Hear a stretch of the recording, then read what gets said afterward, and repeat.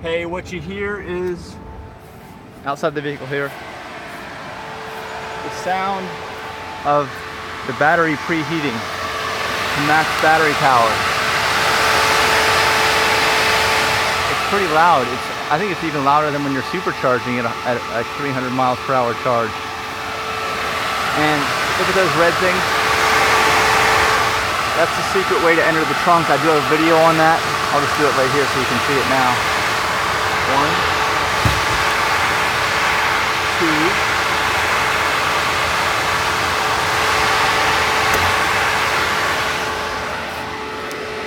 It opens the trunk. Anyway, I got another video on that and how that works.